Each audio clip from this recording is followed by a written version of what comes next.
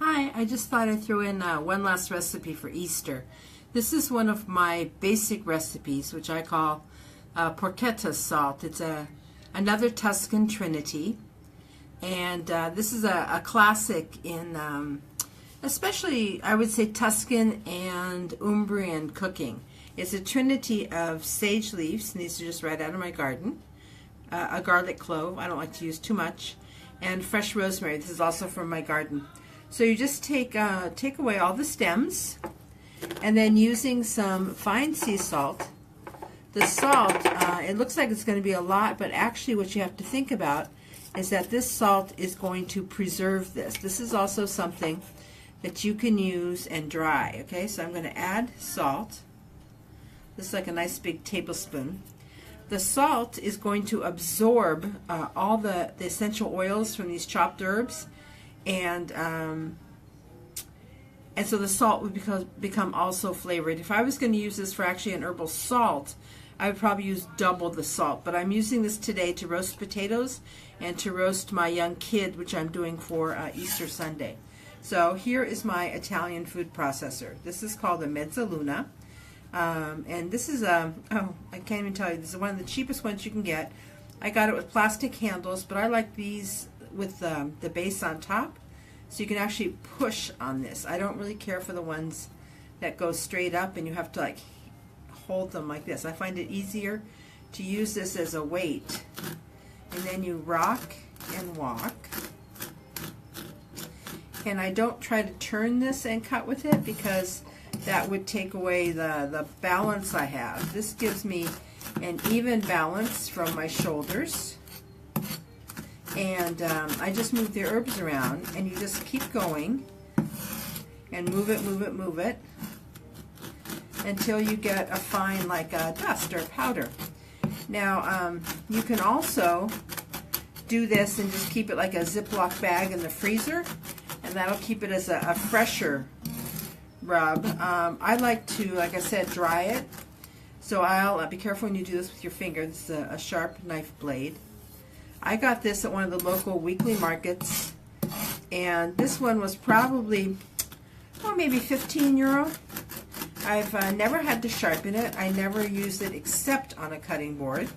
And this is all I do is chop these herby things, so I'm not really abusing it at all. And I know in America you can get those shorter double-bladed ones, or there's also a very small one about this big with a single handle. That's from Alaska. That's called an ulu knife, and actually that was used to scrape the blubber off of seals. So I think it's harder work than this is. I think having two handles, one longer blade so I can really rock and walk, instead of those two short double blades. And the ones that come with those wooden chopping bowls, I think those are really more for like chopping nuts so they don't fall all over the place. So I like to use a flat cutting board. Can you see this now?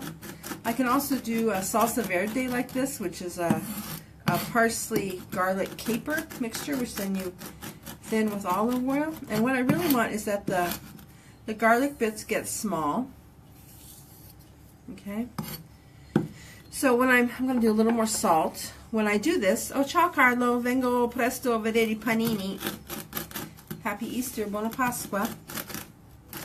So this is really good, like if you have a boneless leg of lamb. This is really a nice rub. Of course, this is kind of essentially for the porchetta. They actually put all these flavors in, but they don't mince them up. But I think it's a nice way to get that beautiful, intense flavor. And then I'll show you the tricks I do to change it more into the porchetta blend. So this is getting nice now. If I was going to save this, I would, like I said, use more salt and leave it on the cutting board and let it dry. And then once it was dry, I just put it in a jar and I keep it in my kitchen, and I use it for like everything. When you use something like this too, you're actually, I think, using less salt in your cooking, because besides the salt that you're using that's from this, you're also getting all the herbs. And rosemary is a nice strong herb, so you tend to not to go too crazy. So I can just saute this in a little olive oil even, and with chopped tomatoes or anything that I'm doing.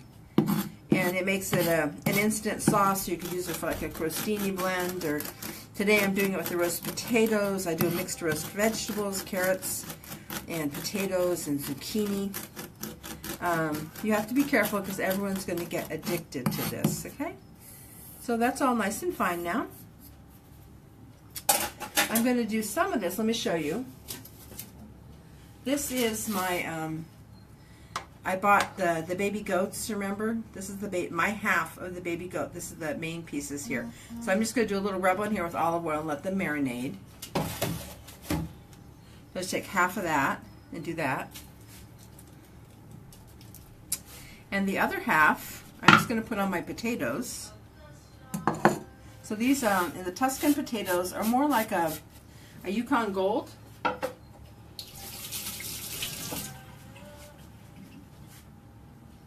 They're really buttery tasting. Okay, so I'm just going to take my olive oil and be generous. Okay, and then just toss the veggies here, and then I'm going to throw them around the kid, the lamb, what do you want, to oven roast them. They'll both take about an hour or so. Okay, and that's it. This is really beautiful. So imagine these with, you could do zucchini, like I said, pumpkin, anything. These oven roasted potatoes are just fabulous. So if I was going to do this for the porchetta salt, I would also add, this is one of the secret ingredients here in Tuscany, is wild fennel pollen. It's not the seeds, it's the pollen off the flowers. And the fragrance is so intense, almost more like a star anise. And then you don't get any seeds in your mouth. And then I'll add a teeny bit of like ground pepper. We don't tend to use much pepper in Tuscany, but for the porchetta I would use pepper.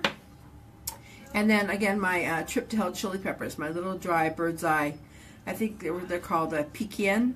We decided chili peppers, and I would do that in the porchetta. For vegetables, I just like the rosemary, sage, and garlic. So later online, I'll show you a photograph of my my roasted kid and the oven roasted potatoes. Buona Pasqua. Have a nice time. Ciao. Hope the bunny was good to you.